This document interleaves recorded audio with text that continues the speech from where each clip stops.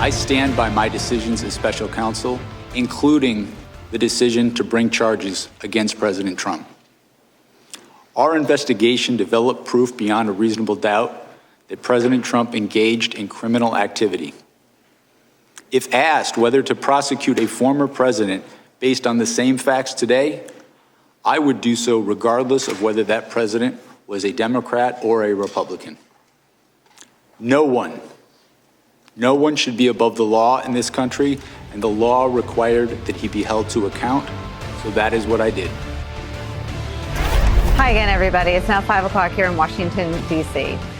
This show, Deadline White House, debuted the day that Donald Trump fired Jim Comey. He fired him for refusing to look the other way in the Mike Flynn case, among other actions that Donald Trump viewed as annoying and disloyal. Since that first broadcast, we have endeavored to chronicle Donald Trump's vicious war against the rule of law in our country. And no one understands what Trump's attacks against the rule of law look like better than that man, former special counsel Jack Smith. So much of what we know about Donald Trump's efforts to undo his defeat in the 2020 presidential election against Joe Biden and his mishandling of some of the country's most sensitive national security secrets is because of the tireless work of Jack Smith and his team. More than anyone else in the country, he represented a threat to Donald Trump because he followed the facts and they led him deep inside Donald Trump's government and political coalition. The facts revealed crimes, and those crimes were serious enough to represent a very real risk of conviction at trial for Donald Trump. That's the standard to indict somebody. And because of that fact, Donald Trump has called Jack Smith horrible things: a quote thug, a scoundrel, a criminal, and a sick man. And we could actually go on, but we don't want to waste our time that way. Trump has threatened to prosecute him. And Jack Smith has made clear that he was just doing his job. He would do it all over again if given the chance. In his letter to Attorney General Merrick Garland, delivering his final report, he writes this, quote, "The claim from Mr. Trump that my decisions as a prosecutor were influenced or directed by the Biden administration or other political actors is, in a word, laughable. While we were not able to bring the cases we charged to trial, I believe the fact that our team stood up for the rule of law matters. I believe the example our team set for others to fight for justice without regard for the personal costs matters. The facts, as we uncovered them in our investigation and as we set forth in my report, matter." That's where we start the hour. Joining us for his first interview, former special counsel Jack Smith. Thank you so much for doing this. Thank you so much for having me. I asked you this when you walked in, and I'll ask you, how weird is it to view it as part of your service to tell the story of the investigations you led? Yeah, well, I was a career prosecutor. I worked in the Justice Department and other prosecutors' offices for near on 30 years. And I don't know if your viewers know this, but I worked in Republican and Democratic administrations over and over. I was the acting U.S. attorney in the first Trump administration in Nashville, Tennessee. And that administration appointed me to a position running a war crimes tribunal for the State Department. So I have investigated cases focusing on the facts and the law throughout my career. We did this case the same way, under the same standards. And, the thing that's, I think, important for your viewers to know is those standards are not meant to change from one administration to the next. And in my experience, until now, they haven't. And so, I think we are facing an attack on the rule of law that is different in kind and scope to anything I've seen in my lifetime. And one of the reasons I wanted to be with you here today in advance of the 4th of July, celebrating the birth of a country that we all love, is to celebrate the public servants who do this work, the people I spent my career working shoulder to shoulder with. I loved being a prosecutor, and part of it was I loved being around these sort of people. And it angers me to see them victimized, to see them demonized for doing their jobs. I think it's really important that we stand up for them and let them know that there are a lot of people out there who back them and who are with them. And that's not just the people who've been targeted and fired for no reason for doing their jobs. It's also the people still in the Justice Department today. There are a lot of good career prosecutors who right now are working under incredibly difficult circumstances, and they're still trying to do the right thing. And these are not self-promoters. These are not people who are going to go out and crow about their achievements. We need to hold them up and celebrate them because they're part of what makes this country great. Some of the agents, FBI agents that worked for you, have been savaged by Donald Trump and Kash Patel. At least one agent talked about being fired while he was taking care of his very, very sick wife. What did you expect to happen to these agents, and do you regret putting any of them in that position? I feel terrible about what has happened to them. If there's one thing I've spent my time on since leaving my work as special counsel, is doing what I can to help and support them.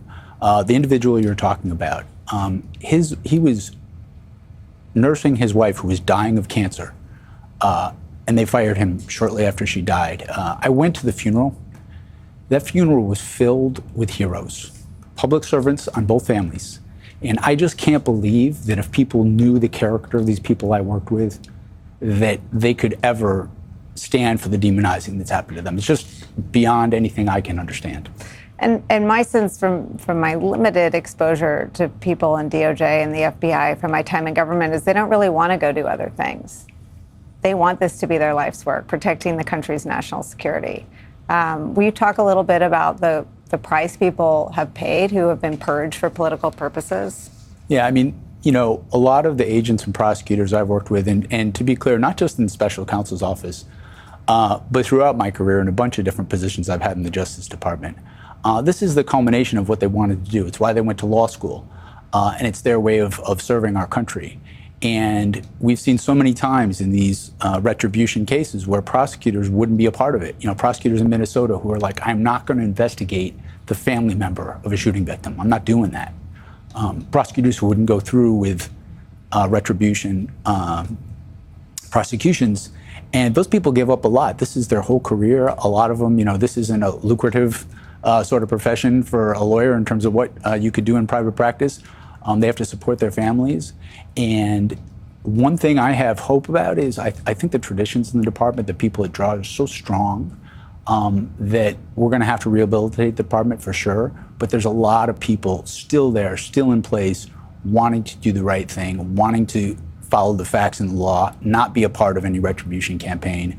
And I think for me, one of the things I see as I go around and talk to folks, and I try to travel around the country a lot and see different people and talk to different perspectives about this, is that those people, it really matters to them if they know they're being supported. Part of this campaign is to make people feel like isolated and feel like they don't have people backing them up. And so I just think it's really important. I want to express my support. I think everybody else should express their support. It's something with meaning, and it's also something that matters. I mean, Chris Wray was the director of the FBI when the FBI agents that you're talking about went to work for you. He said nothing. Why? I can't really comment on other people's choices. I would say... Would it help? Well, I think my perspective on this is that in the moment we're in, which is a pretty dire moment, right, what we're facing, that we should be uplifting the people who are doing the right thing. And I'll give you an example from my life. I resigned as special counsel. I know I need to get a lawyer because the president has said he wants to jail me for doing my job. And so I retain lawyers, Covington and Burling. As soon as that becomes public, the president and the Justice Department target that law firm. And they do it because they don't want me to have counsel. They don't want to have anyone represent me. And what happened next was the very day that happened, Nicole, the lawyers at the firm called me up and said, Jack, don't worry about it. We're there for you. They did not blink for a second. And as you know, that's very different than how some other law firms behaved. I think we should focus on things like that and separating a firm like Covington and Burling from other ones that didn't show courage to come forward. Well, right. The ones that fought also have batted 1,000 in the courts. I think Judge Beryl Howell described those executive orders as giving her chills, chilling her to the bone. But some of the giant law firms that were so central in our politics in the first Trump term didn't just capitulate to Trump. They're now working for Trump's Justice Department, firms like Paul Weiss and others. What do you make of the damage they're doing to our democracy at a moment you describe as dire? Yeah, well, I think one of the problems, there's several layers, right? One of the problems right today besides the retribution prosecutions, is that the Justice Department can't do its job, right? If you go to court, explain that. Well, if you go to court and the judges don't trust you, you can't do the basic things that you need to do to represent the American people in court. And we have seen judges across the country say they can't trust prosecutors anymore. And that has such a cascading effect on any sort of case. And, you know, I can't count how many opinions, but one opinion like that in my career would have been seismic. People would not know what to do if a court said, you know, trust that's been built over generations has been lost in days, right? And that's happening every day. And so regardless of what you think politically, they're just not effective at doing their job anymore. They've jettisoned expertise, right? And so we have a situation where we've got rid of people who know how to protect our national security, and we think that that's somehow not going to have an effect on our national security. You know, an example I can give you, Brian Driscoll. I don't know if you know who he is. Mm-hmm. He was the... He made a great video at the beginning Yeah. to kind of rally the troops, it seemed, from the outside. Yeah, I mean, he's a folk hero in the FBI. If you were casting for a hero, Right. that's what they look Central like, casting, right? yes. Right? And just for your viewers, this is a guy, career agent, you know, mob investigator, SWAT team, hostage rescue, served overseas, Medal of Valor, bravery medals, all these things, and an expert in counterintelligence. They got rid of him because he stood up for agents who were being targeted improperly. You can't tell me, you cannot tell me our country is as safe as it was when people like that are being let go and fired for no reason. Well, the purge seems to have multiple tentacles. It's for FBI agents and prosecutors who worked on your two cases. It's also for people who aren't doing the personal political bidding of the individuals there. I think Mr. Bove started that in the short time he was there. Kash Patel, based on news accounts, seems to be carrying that out for deeply personal conduct. What does that mean for the people who were there because it was their life's dream to do that work to protect the country? What are they doing instead? Yeah, I mean, it's very tough because, you know, the people we're talking about, these people I spent my career with, that I've so enjoyed their company and I have both respect and affection for, they're resilient people, right? And they're not going to quit at the first sign of resistance. And so, as I say, as many as these examples as we've seen where people have just said, I'm not going to be a part of that because of their integrity, because of their character, there are a lot of people still in place. And I want to be clear, these are not people who are like throwing sand in the gears. They're just doing their job as they're supposed to do it, following the facts and the law. But is that because they haven't run into any friction from the politicization and the weaponization cases? Yeah, I think that's right. I mean, I think, you know, what I tell friends who are still in the department is serve as long as you can. Mm-hmm. The Justice Department, our country needs the Justice Department to do its job.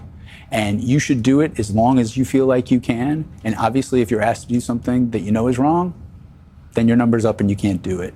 I would also add, Nicole, I think one of the things that maybe isn't being talked about enough is the effect it is having on the Justice Department in the future. You know, this last year, I've done a lot of speaking at law schools and universities. And, you know, it used to be that getting a job in the U.S. Attorney's Office or the Justice Department was, you know, one of the most sought after things you could possibly have. And great people who want to serve their communities and serve their countries, that was their dream. That was my dream as a young person.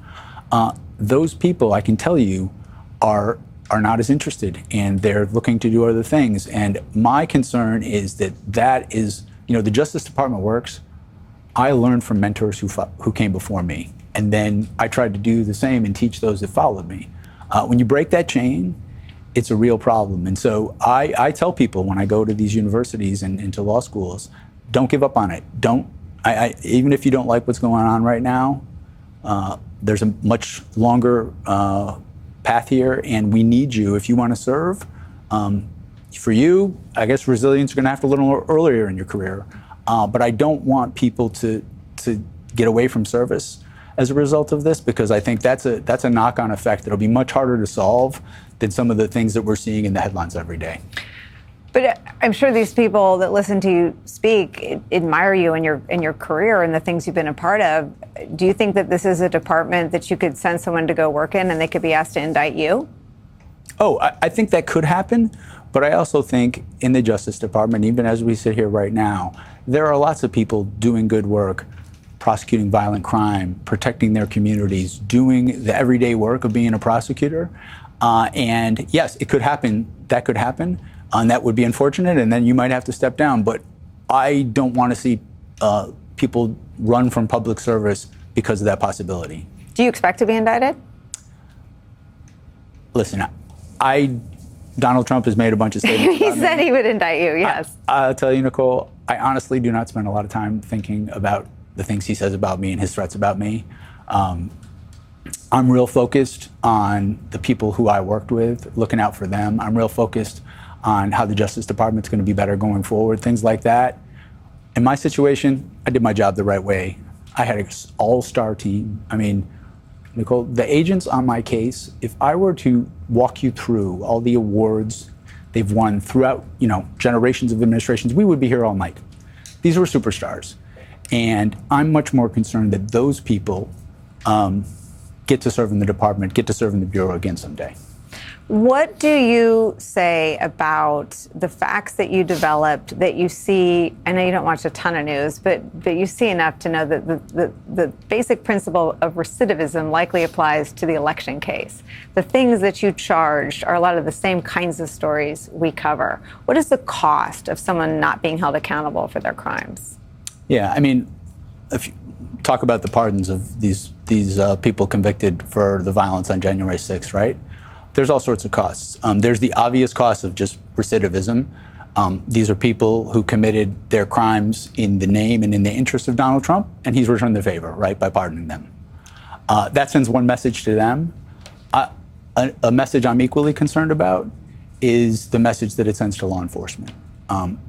Supporting law enforcement should not be a political issue. It should not be a Republican, Democrat, red, blue thing. And when I see people like Harry Dunn, who was here before, who put his life on the line to protect others, and seeing him be smeared and vilified, I don't understand that. That is, and I think more people who understand the actual facts of that, I don't think most people are okay with that. It's deeply wrong, and I have a concern because we've seen that sort of thing in the incentives it's set up. What do you make of the fact, do you support this theory that the pardons were step one, the slush fund is step two, and sending a message to the violent insurrectionists that not only would they not be criminally accountable for their crimes, but they'd be paid for their service? Yeah, listen, I have no unique insight on that. I see the same things you see. Regardless of whether it sets an incentive system that you're suggesting, it's just plain wrong, right? I mean, our country is built on values. That's what binds us all together. And my view has always been that those values don't have anything to do with political parties. When I'm a prosecutor and I have to get credibility, build credibility with a judge or a witness or the jury, right? It's not about politics. It's about truthfulness, integrity, being decent to each other, exhibiting kindness, judgment. I think those are the things that bind us together, and those are the sort of things we should lean into. Like, I feel like personally, as divided as we are, if we lean into issues of integrity more, that's the best hope to get people more back together than we are now. Do you think we still have a common definition of integrity? I think we do, but I also, for me personally, if I'm going to have that discussion, like I said, I travel around and I go to places where people don't expect me to be. I do events, athletic events where I travel, and I'll be in like rural areas of different parts of our country. And people will come up and talk. Endurance sporting events, right? Yeah, I do ride bikes, things like that. But I go out in these places and I talk to different people. Yeah. People come up to me and it's interesting because they don't expect me to be there. And I have to say, the vast majority of people are really appreciative of my service and the service of our team. But even when they're not, if you engage in a discussion with people and you're open to hearing them and not just kind of telling them what you think, I actually do think that people agree that integrity is a good thing. Do they believe that the crimes do they believe the facts? I mean, do they ask you about the cases you brought, and do they believe you? Well, it depends on who you're talking about, right. But often the people who are more skeptical know less about the facts. And I think one of the things that's hard for me in this process is, I'm a facts guy. Facts matter. Really big on that. And when you go in a courtroom, that's all that matters, right? And so, and that you're going to get your turn to present the facts, and then they can present theirs, and there's a process. How we communicate with each other right now, it's very hard to do that. It's very foreign to someone like me who was raised as a prosecutor. You're talking in a courtroom, not on the courtroom steps. And I think that's harder because a lot of the people I think who have resistance to what we do, they're just not versed in the facts. And, not everybody wants to read a 100 whatever page report. I get it. But I think, this goes to the DOJ going forward. My view is that going forward, I think we can't get away from the issues of integrity and doing things the right way and facts and law. But I also think people like me who kind of were raised on that and know that, we got to start listening more to people who know how to communicate and choose to communicate more in innovative ways. Because a lot of the people that I bump into and talk to, no one's tried to communicate with them. No one's tried to give them the facts in a way that's actually easy for them to digest. And so, very foreign to a courtroom guy like me. Yeah. But I think it's a step that we got to be talking about. I mean, this was the challenge of the Mueller findings, right? Here it kind of landed like a phone book, and that was just volume 1. And no one explained it, and no one defended it, and Trump and his supporters were able to misrepresent it in a single news cycle. Was that on your mind as you did your work in these 2 cases? Honestly, no. My job was to do my job the right way, and when it came time to write a report that summarized accurately what I did. I didn't really think about stuff like that, and I understand your point about Robert Mueller, but I think Robert Mueller is an American hero. I mean, how he conducted his life, serving our country in the military, service throughout as the FBI, as a prosecutor. I mean, the story I like about Robert Mueller is this is a guy who did everything you could do as a lawyer. He's a partner at a big law firm making $1 million or more, and he wants to go back and be a line prosecutor. In San Francisco, right? No, he was came back to DC, in DC to be a homicide prosecutor. I mean, it's such a badass thing to do. I mean, in my world, that's really a cool thing. Yeah. And so, maybe, as you say, like how that rolled out, he was working from a different era. And that's why I say we got to get better at that. But I don't want to lose the core of functioning with integrity and doing what's good for the country rather than what's good for you. Do you agree that we are covering in real time an assault on our elections, the upcoming ones? I'm very concerned of what's going to happen in the next election, absolutely. Do you see, again, in things that are covered and things that are public-facing, conduct ahead of the midterms that you investigated on in the January 6th case? Well, I've been thinking about it more in terms of what needs to be done based on what we saw happen last time. And, it's a different situation now based on, the people who perpetrated January 6th. They probably learned from how they did that.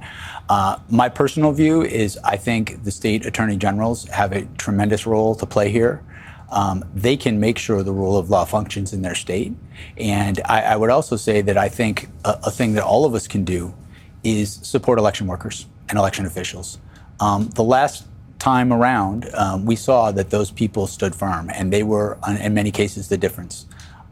It's clear to me, anyways, that what I've seen publicly, that those people are going to be put under great pressure. And my experience, not only just as special counsel, but I was the chief of the public integrity section at the Department of Justice for 5 years, had a number of cases with election officials. These are people also. They're not tooting their own horn. They're not self-promoters. They just care about our democracy. We need to show them that we have their back. I think those 2 things are central to getting ready for the elections that are coming up. What is your advice to state attorneys general? I would be ready to litigate everything. I would brainstorm, and I think they are. I get that sense. Every possible permutation, and don't let reason be a limitation. Imagine everything that could possibly be tried. That Trump will do. Yeah, and I also think it's important for them to be proactive and, initiate litigation where it's appropriate and where it would make sense to you if you have a sense or reason to believe that something's going to be done to interfere with people's right to vote and participate in democracy. The strength of the evidence that you and your investigators developed is, at least as detailed in the report that was released, seems to be that you were able to develop, and I'll say this as a non-lawyer, sort of the 360 evidence, that you understood the state of mind. You had evidence that Trump knew he was lying. There were all sorts of interactions where he said to people, well, that national security issue will be dealt with by Joe Biden because I lost. That he said to another aide, quote, I can't believe I lost to that guy. So you were able to establish, and I think the Congressional Committee established some of this as well, people that he acknowledged losing to. How much of the ability to hold people accountable is based on being able to see inside meetings and have witnesses that cooperate? And I guess I'm getting back to the pardon conversation we just have. I mean, how much do you think Trump has learned in terms of how to evade an indictment like the one you brought? Yeah, I think the one thing to start on this sort of topic is we did this case the way I've done cases throughout my career. Same investigative techniques, same use of the tools that a federal prosecutor has. And our proof was the same sort of proof you have in all sorts of cases, not just political corruption cases, but all sorts of cases I've done in my career. You prove what happened, you prove the intent of the person, and you also are thoughtful about what's the defense going to be and can we disprove that? Because if you can't, then you can't prove a case beyond a reasonable doubt. And we did that in this case. It wasn't unique in terms of how we did it. It was the same sort of processes you'd use in any case. And around speech, one of the things that the right used to say before Trump came back into office was to champion First Amendment protected speech. One of the things that I understood better when I read this again to prepare to talk to you was that speech in furtherance of crimes is not protected. I mean, how much do you think people should just be monitoring and tracking the things people are saying out loud in terms of stealing the midterms? Yeah, I mean, and that's maybe a good point for your viewers, is there is rock solid Supreme Court precedent that you cannot just use speech to commit a crime. Fraud, particularly, there's a specific case on it. And so obviously, people have a First Amendment right, and I think we made clear in our indictment that we respect First Amendment rights. It's certainly important to me that we not charge a case that would, in essence, be violating someone's rights. But that doesn't mean that you can't commit crimes through words. Happens all the time. When a Ponzi scheme person is bilking someone out of their life savings, they're doing it with words. That's how that's done. All sorts of financial crimes, all sorts of corruption crimes. A bribe is usually communicated in words. That happens all the time, and in a lot of ways, this case was no different. I was also reminded that after the Supreme Court grants Donald Trump immunity, you file a superseding indictment. You're still ready to bring the case to trial, right? Yeah, correct. Explain how you had to adjust and what that adjustment was. Sure, and we set this forth in our report. We did what good prosecutors do and what you're supposed to do. We received a decision from the court. It wasn't the decision we wanted. We didn't agree with the reasoning of it. But in a society where you believe in the rule of law, you follow the court's decisions. And so we analyzed the decision, and we looked at what sort of evidence we could no longer use and what sort of evidence we could use. And because, and we set this forth in filings, because in this particular case, a lot of the evidence was him in his role as a candidate. We felt we could go forward, and we briefed this issue for the court, and obviously we never got to a conclusion where we could litigate the ultimate conclusion of that.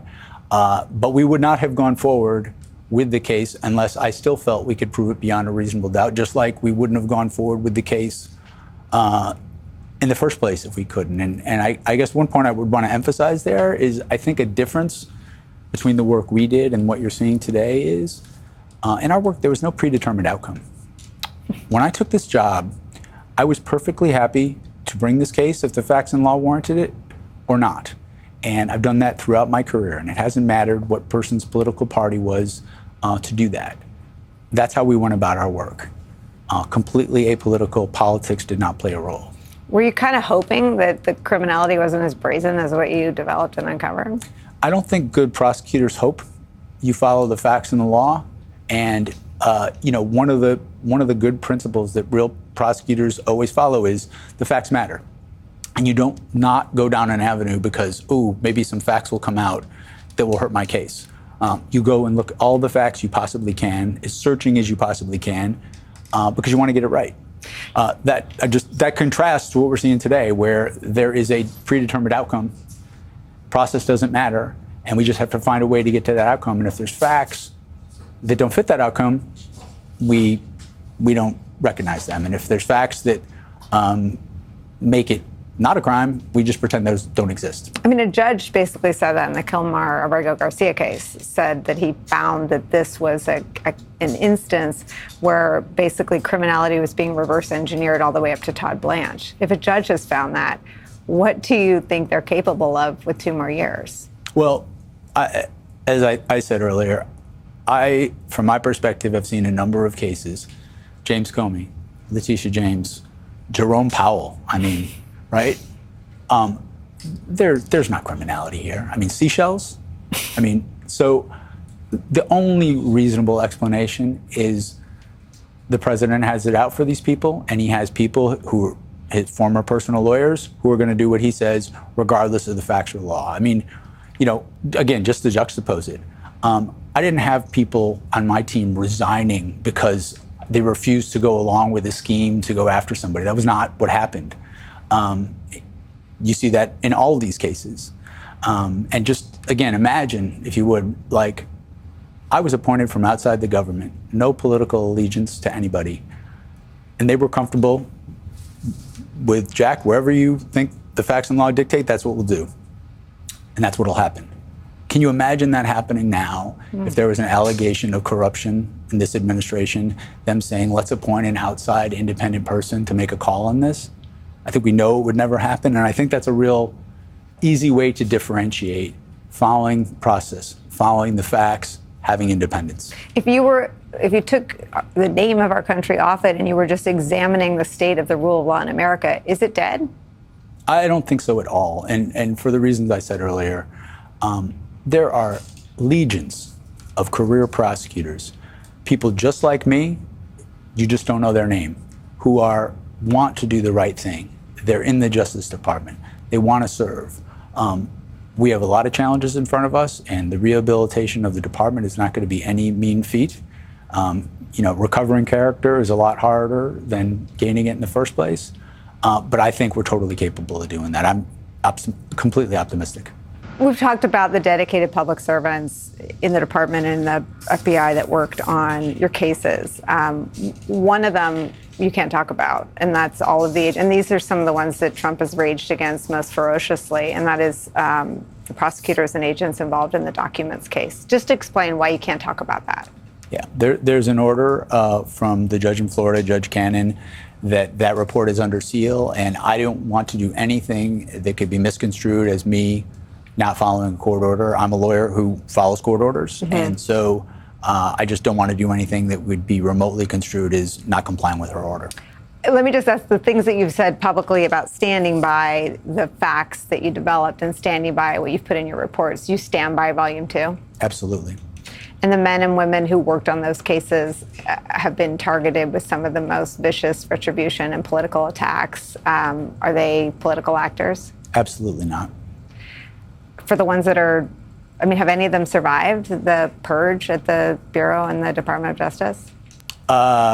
I don't think that's really for me to say. I think I'm focused on the people I can help, and that's what I've been trying to do.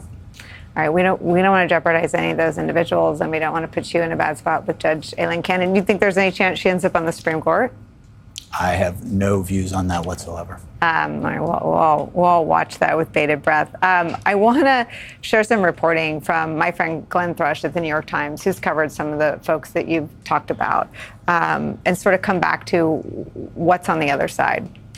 Kash Patel summarily fired Chris Meyer and another top agent in the Washington, D.C. field office who had been targeted by the right, Walter Giardina. Mr. Patel did so after being told that the terminations were unlawful and that pushing out Mr. Giardina, who was caring for his dying wife, something you talked about, would be inexcusably cruel, according to a lawsuit filed by 3 FBI supervisors, also dismissed by Kash Patel.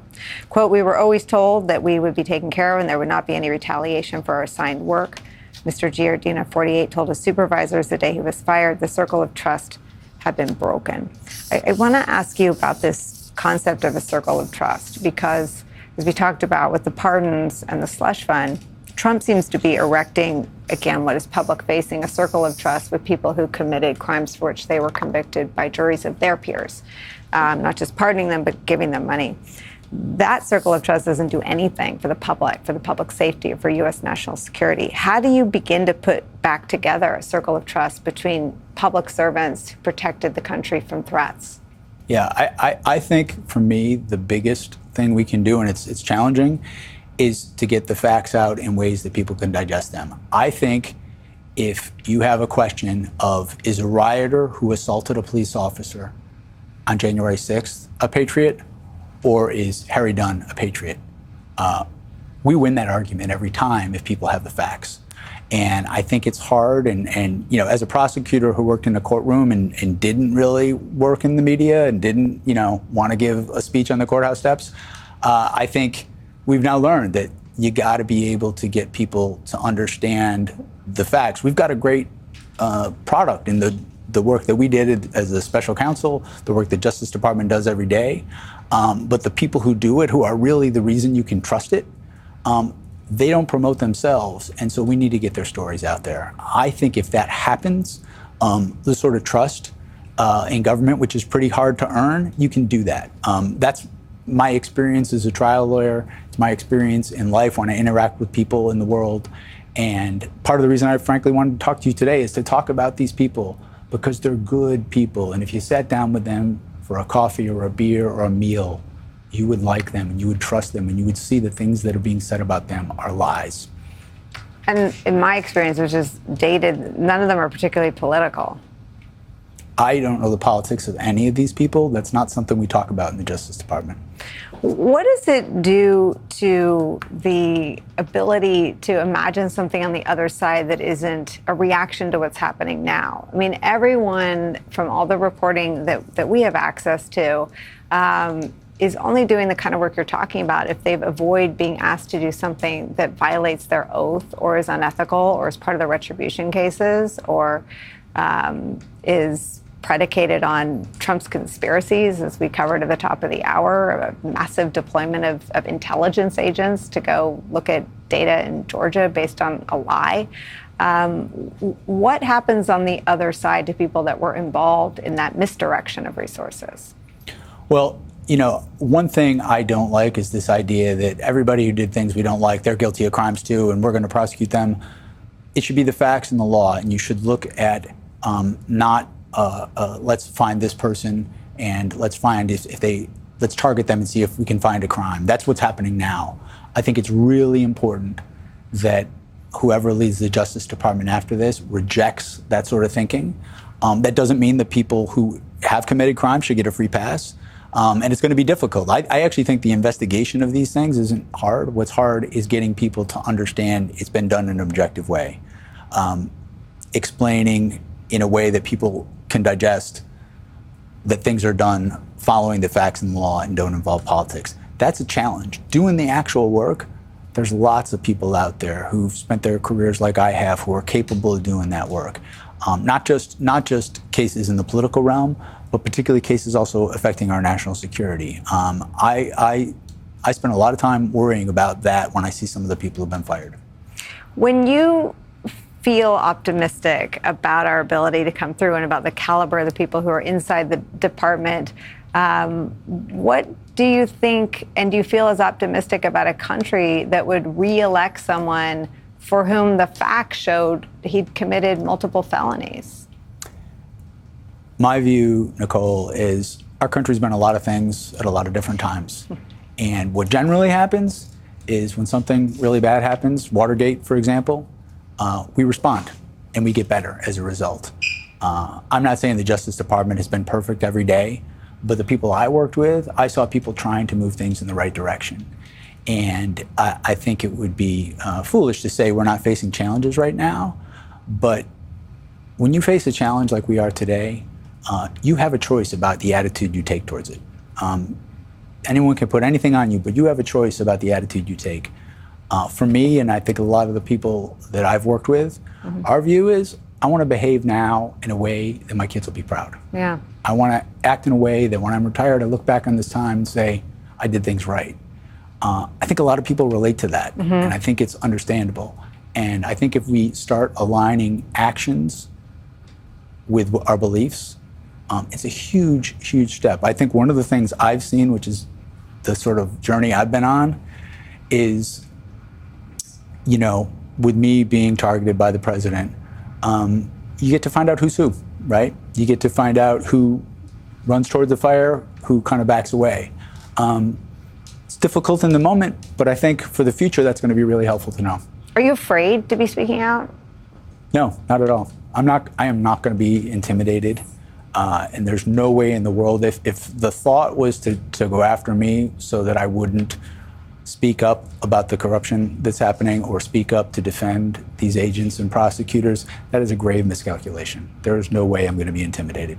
Would it help the Bureau and the Department of Justice if more of the leaders above the chain of command above you spoke out with the same messages, Merrick Garland and Lisa Monaco? I'm not going to forecast what other people can do or tell other people how they should handle a particular situation. Everyone's got to make their own particular choice. My strong view is, rather than sort of critiquing people who haven't done what we might like them to do, and good, high integrity people who serve the public, spend their careers in public service, let's focus on when we see somebody doing a good thing, we raise them up. I think that's a more productive way to face the challenge we're facing right now. I want to ask you about some of your earlier work at DOJ. You worked in public integrity, which somewhere someone has all of their office supplies, right? And this week we reported that Donald Trump raked in $2 billion since returning to the White House. It's such a perversion of everything that's come before it. What do you make, or what do you think when you think about the gutting of all of the prosecutors that used to investigate and prosecute those crimes? Yeah, I'm saddened by it, because when I was at Public Integrity, when I was the chief of the section, and this was a section that was created in the wake of Watergate as one of the reforms after Watergate to deal with corruption in the government, we did good work. We did important work. We did nonpartisan work. And seeing that section gutted saddens me. But I have to say, at the same time, that started because the attorneys in that section stood up. When the Adams case in New York, that they forced the dismissal of a completely legitimate case that the prosecutors in the Southern District of New York brought, and they tried to force Public Integrity to sort of lend their credibility to the dismissal. That's what I'm talking about people of integrity. The Southern District prosecutors, I don't know them. But they left. I mean, they're not in the department anymore. Right, but my point is, there's people like that throughout the department, and there's people who are going to continue to stand up. I have a huge allegiance to them, and I have a huge affection for them, and I know they're out there, and I just want to make sure they all hear us, because this is going to go on for a while. The path to victory here is not a short one, and I think the people in place who are doing their jobs, the people who stood up, we should celebrate them, just like we're celebrating the 4th of July. These are the people who make this country great, in my view. Is this the beginning of speaking out on their behalf more regularly, more frequently? Will you come back? This is new for me, Nicole. We'll see. I'm trying. I was a prosecutor for 30 years, and I'm in a different world now. I started a law firm, as I think you know, with our friend Tim Hafey. And I want to do whatever I can to be helpful right now. And I want to figure out what that is. I don't have an interest in being on TV to talk just so I can be on TV to talk. If there's a way that I feel like I can be helpful, I'm going to do it. And that's going to guide me. We really appreciate you deciding to talk to us here today. We've covered you for a long time. We admire what looks like sort of standing strong in the face of withering attacks from the most powerful person in the country in our politics. And it's really a treat to get to talk to you. Thank you. Well, I really appreciate you having me. Thanks so much. Thank you for being here. If we ever get anything wrong, though, send up a flare. Let us know. Sounds good. Thank you so much for being here.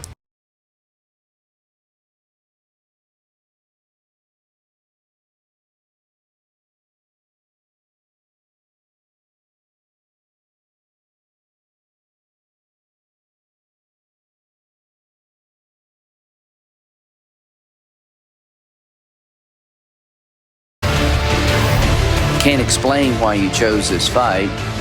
Things were going pretty well. We were voting on judges none of us would have picked. I voted for most of them. Some people over here voted for others. Sort of the way it works. And now we're in a ditch. I mean, it's going to be a long day. We're going to get zero done. You're going to have a complete show. But if that's what you want, that's what you're going to get. The headline for me is that Lindsey Graham thinks that's the ditch. Hi again, everybody. It's 5 o'clock in New York. That is how Republicans responded today to an effort to hold one of the three branches of the United States government to the same kind of ethics accountability as all the others.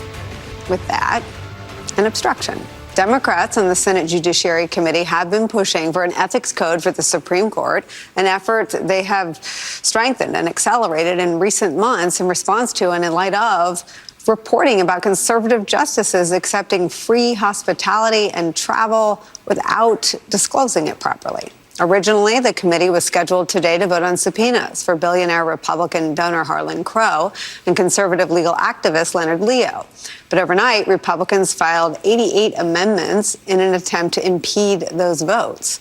They got what they wanted, at least temporarily. The votes were delayed due to the barrage of amendments from Republicans. But Judiciary Chair Senator Dick Durbin vowed that the votes will still take place, saying this, quote, "The highest court in the land cannot have the lowest ethical standards." And he called out his Republican colleagues for grandstanding. Over the past few months, we have learned a whole lot about the lavish gifts bestowed upon Supreme Court justices, people like Clarence Thomas and his expensive vacations gifted from Crow, or a 2008 fishing trip to Alaska for Justice Samuel Alito, coordinated by Leo. It's a remarkable moment in our politics right now, where Republicans are trying to stop Democrats from uncovering the truth about an institution with a record low approval rating from all Americans. Confidence in the highest court in the land currently stands